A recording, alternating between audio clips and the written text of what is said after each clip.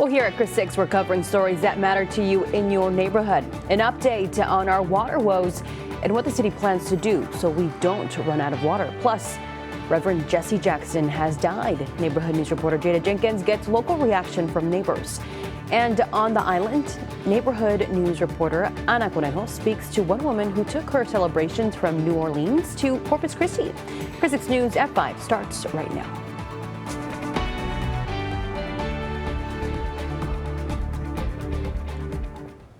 Thank you for joining us. I'm Clara Benitez Cortez. The possibility of level 1 water emergency and curtailment has become a lot more likely in the past 24 hours.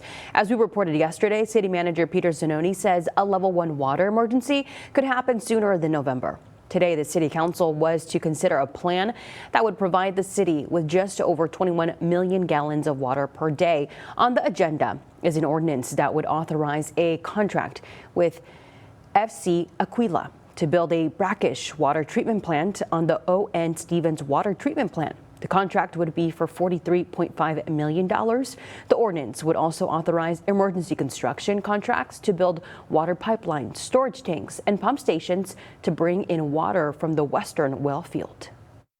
This is a good example of bringing everything that we possibly can forward to mitigate going into curtailment this November. We're doing everything humanly possible, bringing on every project possible to City Council. To not do that would be, we wouldn't be doing our job if we didn't do that. Well, there is even more urgency to find new sources of water. It's not just Lake Corpus Christi and Choke Canyon Reservoir that are losing water. City Manager Peter Zanoni says the National Weather Service has warned the city that if current drought conditions continue, there is a likelihood that the Nueces River will go dry. Conditions are also grim in Lake Texana. That reservoir is also dropping, and Zanoni says we could be curtailed from Lake Texana by around mid-April. Well, Governor Greg Abbott has expressed his disappointment with our water crisis. Back in October, following an announcement of the cancellation of the Inner Harbor Desalination Project, his spokesperson, Andrew Mailer, said the governor believes Corpus Christi is a crucial economic engine for both Texas and the nation. He provided this statement, which said, quote, Governor Abbott is committed to ensuring the Corpus Christi area has the water resources it needs to serve citizens and industry alike. He is extremely disappointed in the city's short-sighted decision to cancel the project after the state invested substantial resources. Now, here's a preview of your forecast for the rest of the week. Meteorologist Matt Hines from our sister station in Waco is filling in for Stephanie tonight. Yesterday, we took a close view of all the drought here across the southern part of the state. However, all of Texas is pretty much encompassed in drought, and some worse than others. Obviously, the worst is down here in our area where we had the extreme category showing up. But there's quite a bit of dryness going on across West Texas and the Panhandle. They've had winds up to 60 miles per hour today and some grass fires up there. And it looks like we will continue with a higher fire danger for the foreseeable future. I don't have a lot of rain for you in the forecast. Now, during the overnight hours, especially along the coast, we'll see mostly cloudy skies. But as we head farther away from the coast, it'll just be partly cloudy, very mild out there. More 80s mid to late week. And then as we head into the weekend, looks like a cold front moves in. That will start to bring things back closer to normal for this time of year by the weekend into early next week. But it doesn't last forever. And we'll look at that 7-day forecast together coming up. Well, Reverend Jesse Jackson, who led the civil rights movement after Dr. Martin Luther King Jr., has died at 84. We took a look at back of his life and legacy he leaves behind. The Reverend Jesse Jackson spent his life in service to civil rights, the advancement of voting rights, and advocating for the poor and underrepresented. Reverend Jackson started working with Dr. Martin Luther King Jr. in 1965. I learned so much from him. Such a great source of inspiration. Joining him for the march from Selma to Montgomery for voting rights. And he worked to pressure companies to hire black workers. He was with King when he was assassinated in 1968. A few years later, he broke with King's Southern Leadership Conference to start Operation Push, based in Chicago, working to register voters in communities of color and promoting diversity in companies across America. The only time that we win It's when we come together. Jackson ran for president twice, in 1984 and 1988, with better than expected results, finishing second in the primary in '88, better than any black candidate until Barack Obama won the White House in 2008. I don't think that we can underestimate the impact of him, just the act of running. He wasn't fully successful, but I don't know if that mattered, right? That he showed that there's a need for it, that he really did lay the groundwork for Barack Obama to be a viable candidate. He was awarded the Presidential Medal of Freedom by Bill Clinton in 2000 and remained a public voice for civil rights, despite a Parkinson's diagnosis and neurological disorder later in life. Part of the Black Lives Matter movement and present in the courtroom for the Ahmaud Arbery trial. I really can't think of any single individual who's had more influence after Dr. King's tenure here than Reverend Jesse Jackson. The Jackson family releasing a statement saying in part, "Our father was a servant leader, not only to our family, but to the oppressed, the voiceless, and the overlooked around the world. His unwavering belief in justice, equality, and love uplifted millions, and we ask you to honor his memory by continuing the fight for the values he lived by." Reverend Jackson is survived by his wife, Jacqueline, and their 6 children and grandchildren. He was 84 years old. And community leaders across Corpus Christi are remembering the life and legacy of civil rights icon Jesse Jackson. Jackson spent decades fighting for racial equality, economic justice, and voting rights across the country. Local leaders say his voice helps shape and continue the push for justice, including here in the Coastal Bend. They're trying to, erase our history right now. But as far as Black Americans, we'll never forget Reverend Jesse Jackson. King says Jackson's life work serves as a reminder that the fight for equality is ongoing and now rests in the hands of the next generation. Well, Reverend Jesse Jackson visited the Coastal Bend a few times in the late 70s and 80s. Former KZ reporter Dave Johnson shared this video of Reverend Jackson when he visited Corpus Christi in 1988. Jackson stopped by the Bayfront Convention Center, which is now known as the Hillier Center, before the Super Tuesday primary to gather support from local Democrats for his presidential run. Johnson, who had just left the Marine Corps, was a new reporter in town and was assigned to interview the presidential candidate. He remembers being nervous when he saw Jackson, but took a deep breath and went for it. Reverend Jackson, are you going into the Super Tuesday primary confident? Well, I am going more convinced than ever that the real focus on Super Tuesday must be a workers' bill of rights. I just left the valley. I saw people working without toilets in the bathroom, in the field, where minimum wage standards are not being protected, or where safety and health laws are not being adequately enforced. We must revive a commitment. I believe he was the first African American to run for president, and I remember back in the day he was catching some flack for that, and so you got to stand up for the guy. I mean, the guy has his thoughts, his morals. The world lost a good person today. He was down to earth, and he believed, he walked the walk. He did what he said he was going to do. Well, Johnson, who's interviewed several high-profile figures during his career, said interviewing Reverend Jackson is a moment he will never forget. The Texas Education Agency is not happy with the Kingsville ISD's academic performance. That's why they've given the district an accredited warned status. It's given to school districts if they have 2 consecutive school years of unacceptable academic accountability ratings. The district earned F ratings in 2023 and 2025. They got a D rating in 2024. Under TEA guidelines, school districts with an accredited warned status can be placed on probation or have their accreditation revoked if the problems are not addressed. In a letter sent to parents, Kingsville ISD says it is working to address the issues. A district getting a warning by the Texas Education Agency is nothing new in South Texas. Fremont ISD was once in the same situation. In 2015, Fremont was in risk of closing, but were able to turn it around and get a B rating in 2018. Stephanie Molina spoke to Steve Van Maitre, the previous Fremont ISD superintendent who helped turn the district around, to get his perspective on Kingsville. Well, it's very difficult, and it seems overwhelming, but if they have great teachers, and if they focus on the kids, good things happen. It doesn't happen overnight.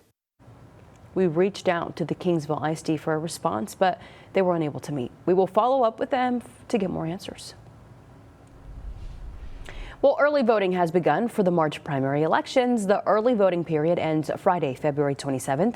Primary election day is Tuesday, March 3rd. Here in Nueces County, there are more than a dozen locations where you can vote. This video is from the Deaf and Hard of Hearing Center on Ricardo Road. You can also cast early ballots at the Nueces County Courthouse.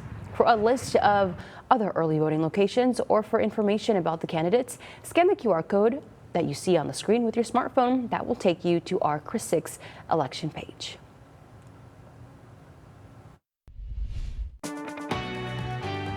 The VA's new rules will now consider how well you function on medication when rating disabilities.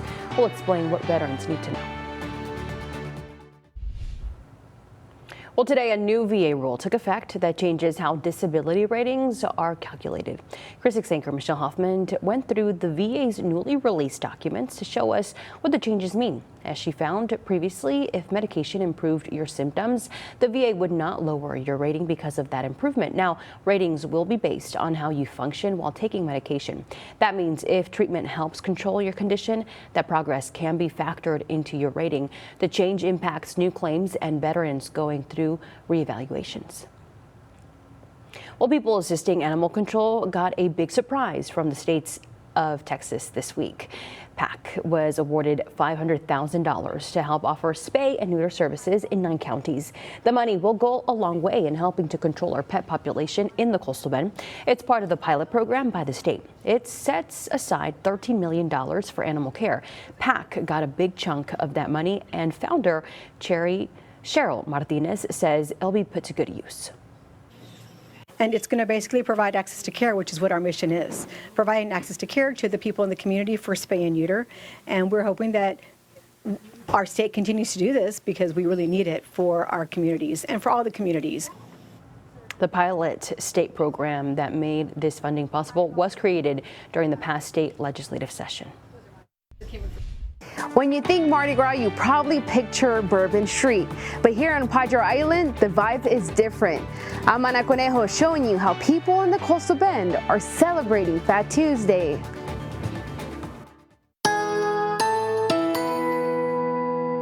Well, if you stepped outside today, you definitely know it was quite breezy here across the area as the storm system is passing well to our north. Unfortunately, not bringing any rain, and the breezy conditions will continue, and it will be a warm wind over the next few days. 83 degrees on Wednesday, 85 on Thursday, and 83 on Friday. It does back down just a little bit. I think we'll have more clouds than sun on Saturday. Cold front will be in the area. Probably doesn't get through just yet, though. We'll go for another high temperature of 80 degrees. North winds will start to come in late Saturday, though, and that will drop things off for the back half of the weekend into early next week. Highs in the upper 60s and lower 70s, but it doesn't last long.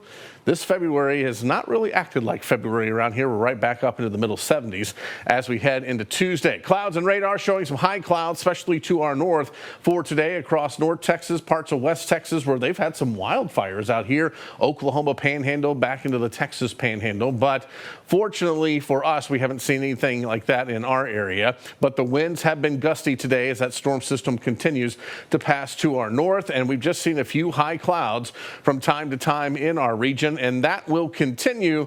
But these are not rain-producing clouds, and I'm not anticipating much in the way of rain over the next several days. So our future track showing that we will have clouds starting to increase as we head into the morning hours again, especially along the coast and just inland. If you're a little farther away, you'll probably stay mostly clear, but then we clear back out into the afternoon. Mostly sunny to partly cloudy skies, south winds blowing 10 to 20 miles per hour, gusting to 25 on your Wednesday. Then as we get into Thursday, once again, we have low clouds developing across the area. and this is showing a couple sprinkles possible, probably not going to be happening out there as we just don't have much in the way of lift for any shower and thunderstorm potential in our area. Winds coming off the Gulf as we get into Thursday. This is again overdoing any shower activity across the region. Not anticipating that, but I do think we will have clouds in the morning and sunshine in the afternoon. So for tonight, temperatures down into the 60s for us, mid 60s along the coast, a little cooler inland where you have some drier air. And then for tomorrow, highs once again quite warm. Some upper 80s and lower 90s inland, immediate coast, temperature of 83 in Corpus Christi. As you head over toward Port Aransas, of course, more of a sea breeze here, 75 degrees there. And looking at your 7-day forecast, 83 turns into 85 on Thursday. Then we'll keep it into the 80s all the way into the weekend. Now, cold front gets closer on Saturday, mostly cloudy skies, maybe a chance for an isolated shower or two on Saturday as that rolls through. But that rain chance is only 20%. Then as we make our way into the back half of the weekend into early next week, highs upper 60s, lower 70s. We may even dip into the 40s by Monday morning. But overall, it is a very mild February forecast. Matt, thank you. Texas A&M University Corpus Christi students celebrated Fat Tuesday in style today.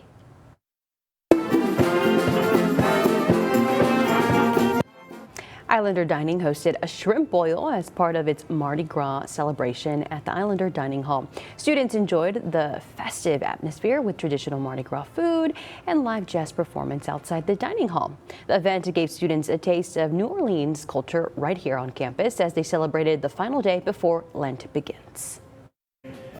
Fat Tuesday's in full swing on Padre Island, and Mardi Gras is a little bit more laid back here, but the tradition is very much alive. I'm Ana Conejo, your neighborhood news reporter, speaking to a Louisiana native who now lives on the island and says that it's less about those big parades and festivals and more about keeping the tradition going.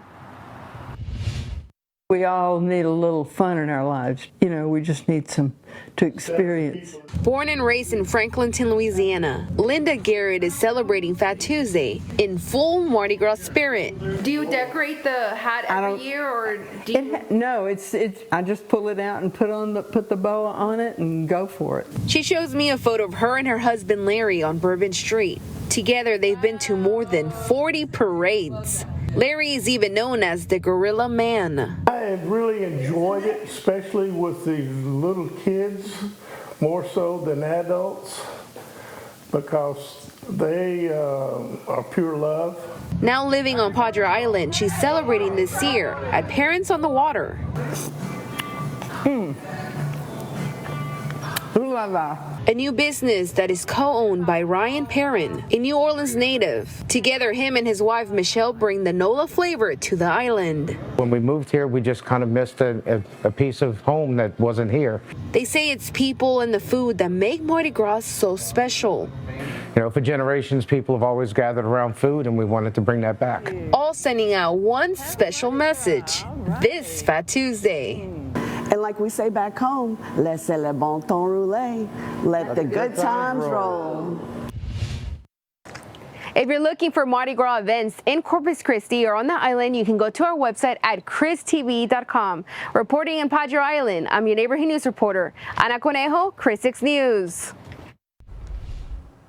Changes are coming to a Buc Days favorite. We'll tell you all about the Children's Parade. And the Chinese New Year kicks off. Coming up, the animal celebrated and what it might mean for 2026. You're watching Chris 6, part of the Scripps News Group. It may still be 2 months away, but planning for the annual Buc Days celebration is now underway. And one Buc Days favorite is going to look a little different this year. Well, things are kicking off on April 18th with a Sunrise Stampede 5K and the annual Driscoll Children's Parade. So what's different this time around is both events will actually now be held in Portland. The 5K will begin at 5th and Elm. The Children's Parade will start at Gregory Portland Middle School and will also end at 5th and Elm. Buc Days commissioners telling neighborhood news reporter Adam Bean that the location change is to help get more of the Coastal Bend involved. Buc Days has long represented more than just Corpus Christi. We're a regional festival, a regional event, and this is our way of demonstrating our commitment to serving our entire community and our San Patricio County residents that want to enjoy some of the Buc Days activities. If you want to participate in this year's Children's Parade, applications are available until Sunday, March 15th. We have left the year of the snake, and it now is the year of the fire horse, which only comes every 60 years. In Hong Kong, a lantern display is part of the festivities, which include a New Year's parade and fireworks display. Now in Beijing, officials expect a record 9.5 billion domestic trips during the 40-day Spring Festival period. Now that's up from 9 billion trips last year. Hundreds of millions of people will travel to make their only trip of the year. The horse is one of 12 Chinese zodiac animals, representing a 12-year calendar cycle. According to tradition, the horse represents freedom and speed, while fire represents intensity. Well, that was our national correspondent from Scripps News, and she is in Hong Kong, China. Now, this means 2026 could bring opportunity or chaos. And I know this weekend we also celebrated the New Year here in Corpus Christi. But that's all of our time for now. Thank you so much for watching. We'll see you back here at 6 o'clock for more news from your neighborhood.